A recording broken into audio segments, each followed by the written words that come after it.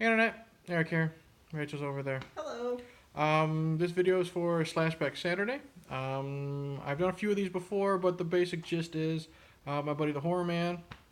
Every Saturday he has a challenge, and what it is he wants you to review a certain slasher film based on a specific theme. I've done a couple already. I've done Candyman, which was legendary slashers.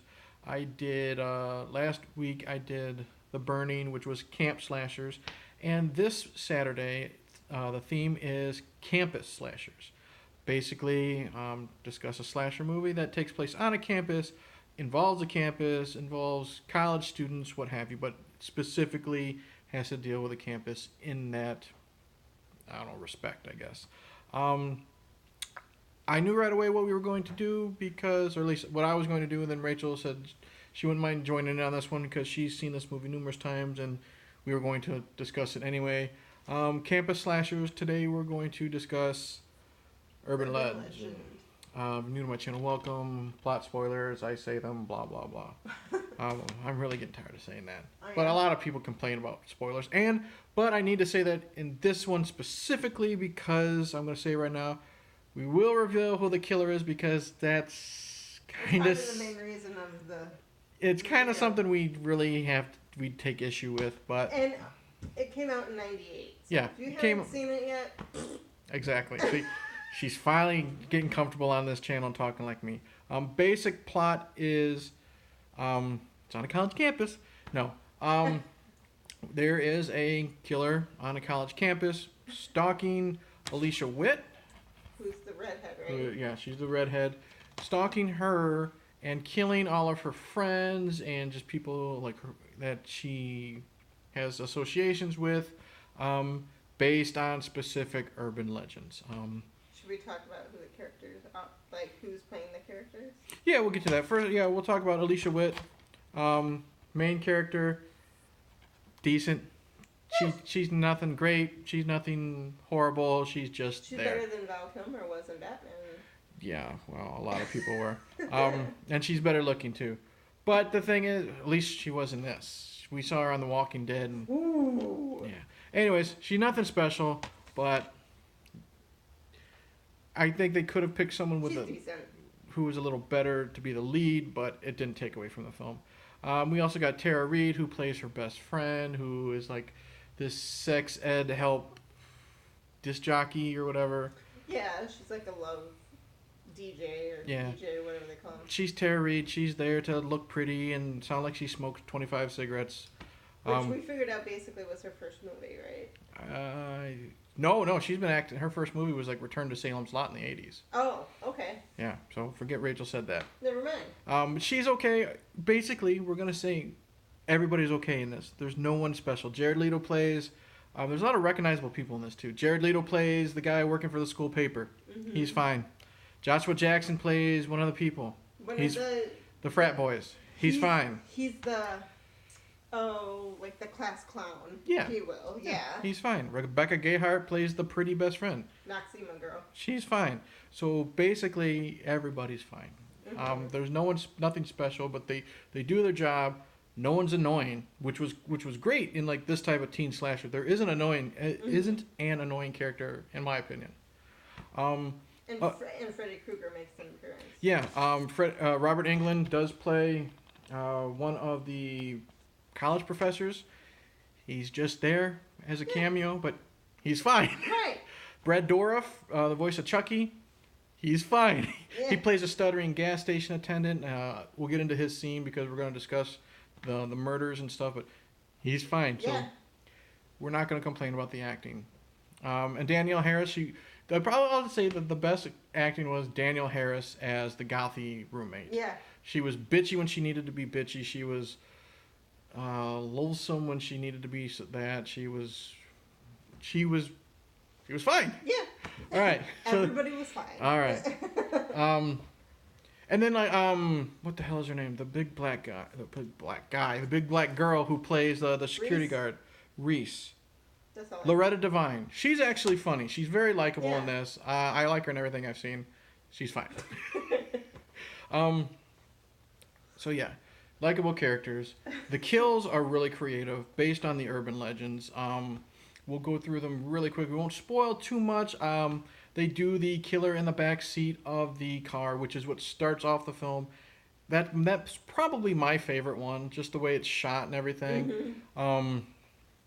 Brad Dourif is he's fine. Yeah. No, he's likable. He's the gas station attendant who tries to stop the situation, but the would-be victim thinks he's going to assault her because she's already creeped out by him. He stutters and he locked the door. Yeah, and he looks like Brad Dourif. Anyone's gonna be scared by Brad Dourif in a rainstorm. Yeah. They do.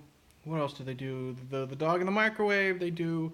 The guy scraping. Scraping on the car, which at first I thought was the Hook urban legend, but it was a different one. And there's more. I don't want to spoil everything.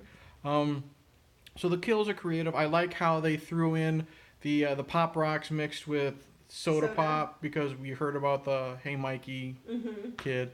So that was fun, and that was a fun scene too. Joshua Jackson did a really good job of being the class clown, faking that urban legend, and spit the slime in his eye and falling down the stairs. So that was fun. If anybody doesn't know who Joshua Jackson is, he is Pacey on Dawson's Creek.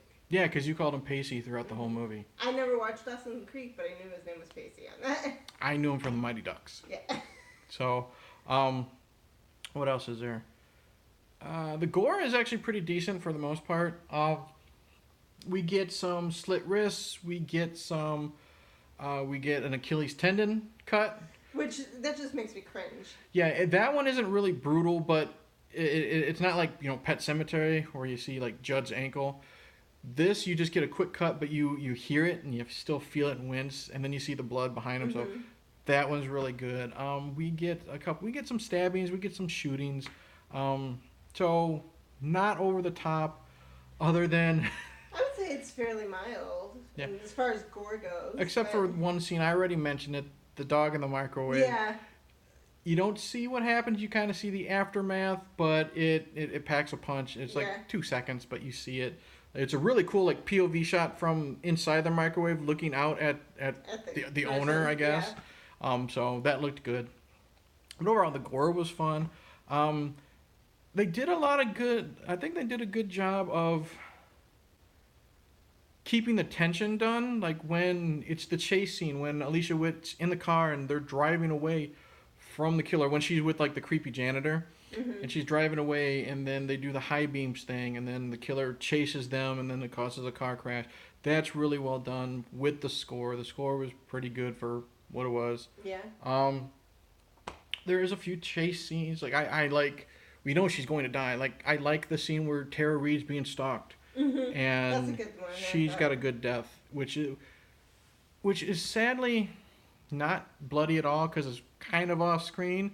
But what I like is, I like how the killer looks. It's just someone wearing this giant overcoat. You can't see their face. I like simplistic looks like that. Like I like the fisherman killer from I Know What You Did Last Summer. As much as I hate that movie, I like the look of the killer. Right. And so after the killer's done killing Tara Reid, Alicia Witt's Tara Reid's up on the balcony, like behind some windows or something, and Alicia's down looking at her. So after the deed's done, the killer just looks at her and just kind of does a little wave. So that was fun. So the tension was really good. What else can we talk about before we get to the killer part that we have to discuss?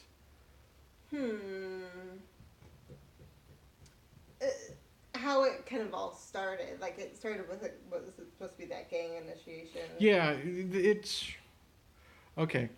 Let's just cut to the chase because Alicia Witt is connected to all this because, and we're going to reveal who the killer is. I'll count down from 3 if you haven't seen this movie from fucking 1998. 1, 2, 3. You find out that the killer is Rebecca Gayheart. Okay? And... she's mad she's having eczema. Yeah, you can tell she's crazy because instead of her hair down, looking sexy and everything, it's crazy down. Yeah. She's got mascara on her face and her eyes are bugging out, so that's how you know she's insane. Yeah. I like her before she goes crazy. When she is crazy, it's so over the top and so laughable, and it's pretty bad. Right. I don't like her Agreed. performance at all. But when she gives her explanation on why she's the killer, You kind of feel for her in a way. I believe it. Yeah. It's a really weird coincidence how Alicia is involved in all this. But that part's believable. Correct. For a slasher movie from the 90s. Right. It's very believable. The problem is, and we were I mean, more so me yelling at the TV, but when it was revealed that it was Rebecca Gayheart, I was yelling, how in the fuck could Rebecca Gayheart's what, 115 pounds? Maybe. You know, how can she? Because you wondered how she. Well, I don't want to waste that kill, but I explained how the Pacey kill could have worked. You got me calling him Pacey. But how could 115-pound Rebecca Gayheart kick through No. the windshield of a car? Mm-hmm. No. How can she survive how they kill her? Mm-hmm. Because, in the end, everyone's telling the urban legend of what happened in this film, and then, of course, Rebecca Gayheart's like, oh no, this is how it really happened. So Rebecca Gayheart survives getting shot, falling out of a 2-story building, maybe 2 or 3, 3-story building. falls down slowly, and then, of course, Jared Leto and Alicia Witt are driving away, and then she pops up in the back seat, because she can survive that. Okay, go with it, because you need the final scare.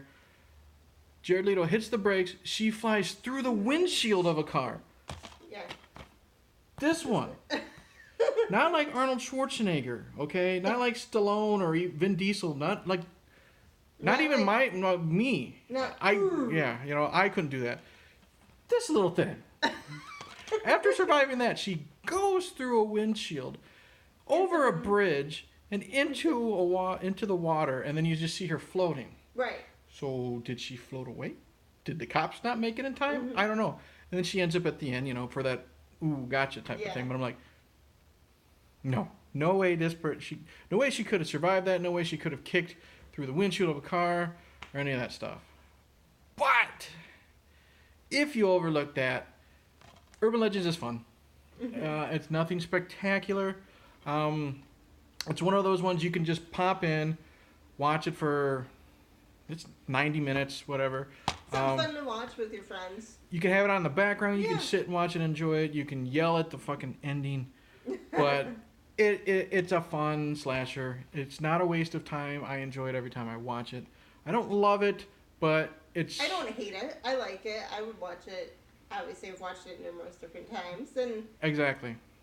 it's always fun for me. And it's also fun, picking up, like, oh, hey, there's Robert Englund, there's Brad Dourif, there's what was it, a Chucky yeah, doll? there's a Freddy doll Freddy in doll. his office.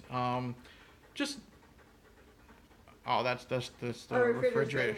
Our refrigerator's making noise. It's running. Yeah, Our it's running. refrigerator is running. Yeah, thank God. Anyways, for Flashback Saturday, I am not upset that I picked Urban Legend because it is fun. Like we said, the acting, everybody's okay. Everybody's fine. The kills are creative. There's not a lot of blood, but it does work. Good tension.